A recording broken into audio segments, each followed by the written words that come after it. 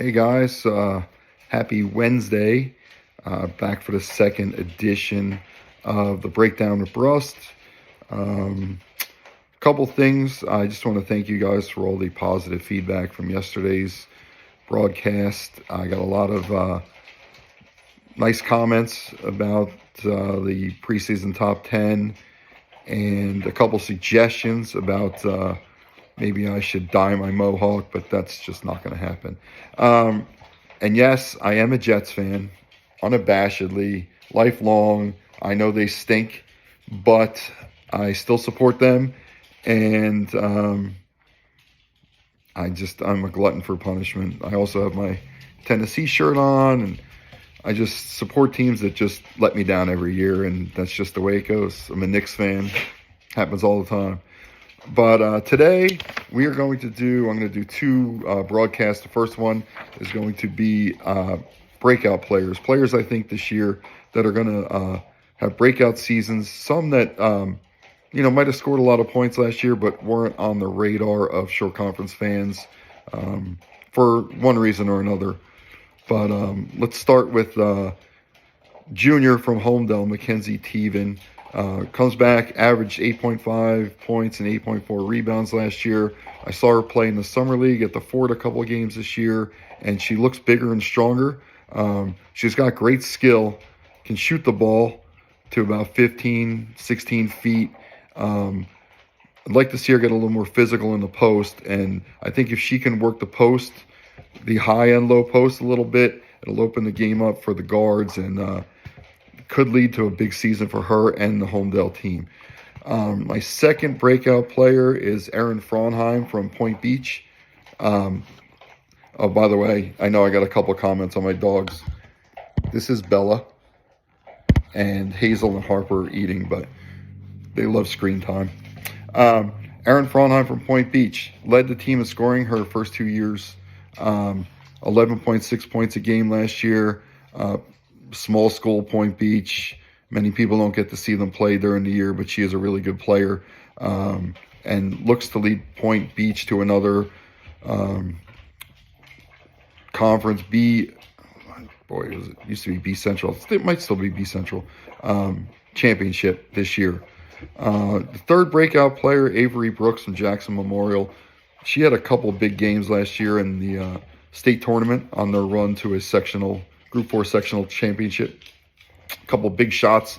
And she's going to be one of the sophomores who got a lot of playing time last year for Coach Goodale and looks to have a bigger season this year than her 4 points and 3 rebounds last year.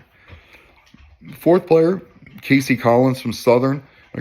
Casey averaged close to 16 points, 3 rebounds a game last year, but she plays for a 4-19 Southern team who, again, doesn't get much recognition from media, playing for a team that doesn't win much, but she is a really fantastic player, and I'm looking forward to see her play in person a couple times this year, and no reason to think she won't expand on her stats from last year.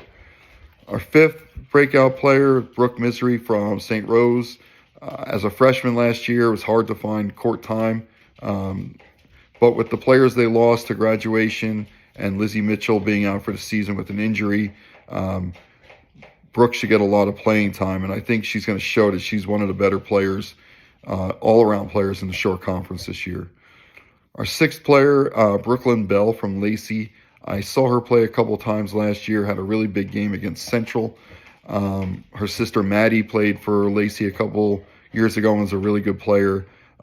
Brooklyn is going to have a good season this year. Her second year under Coach Paget, who did a really good job with the team last year. So look for her to have a nice season for the Lacey Lions. Next player is Taylor Sofilkanich from St. John Vianney. She's got to be 6'3", 6'4".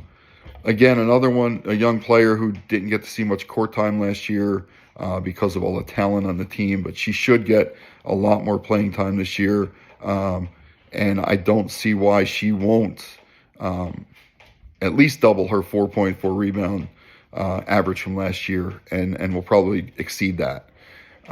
Next player is Christina Sakaris from Freehold Borough. another player. She averaged about 14 points a game last year. Great player, versatile, but again, plays on a Friel-Borough team that was 9-14 and just doesn't get a lot of recognition from the media.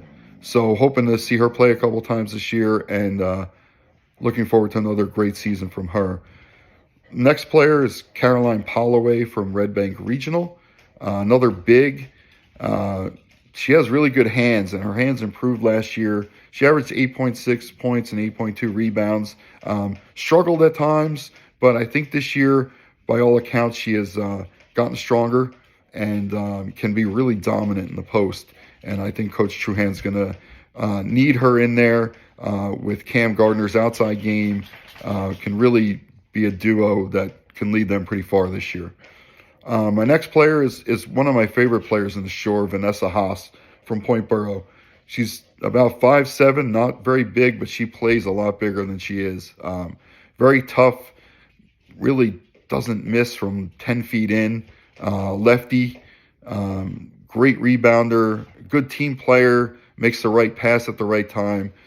So I think Point Borough is going to be one of those sneaky teams this year. They have a lot of talent. They played well in the Fort Summer League, pushed Rumson to a close game. So I'm looking for Point Borough and Vanessa Haas to have a really big season. Katie Dichter from Colts Neck. Katie averaged 5 points, 5 assists last year. The team under Coach Russo had a pretty decent season, but they're looking to get better this year, and I think Katie's going to lead them to a much better season. And individually, I think she's going to really push the ball and show that she's one of the better guards in the Shore Conference. And then our last breakout player, Olivia Shaughnessy from Squan. Last year, she was injured a little bit. And Squan, when they had to have Hope Masonis play the point, or McKenna Carlson share the point, or the young guards come in, and they just were a different team without Olivia on the court. So I think if she can stay healthy this year, play in every game, she can score, she could pass the ball, she's not afraid to get in there and rebound. And I think she's going to make a real difference for Manasquan this year in those close games that they couldn't pull out last year. So those are my 12 breakout players to watch this year in the Shore Conference. I know there's probably more, and I didn't even go into the freshmen that can make an impact this year, but I really think these 12 girls are going to shock some people. If you get the chance to see them play, go see them play, and hopefully the teams do better and they get a little bit more coverage from the people that cover girls basketball. So that's it for that.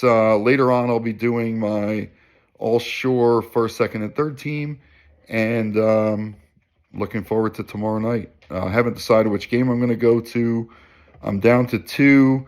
I'll make my decision later, I guess. And again, guys, I love the comments. Hit me up on Twitter. Good, bad, positive, negative, whatever you have to say, I can take it. So I'll see you guys later with my all-shore teams. All right, have a good night.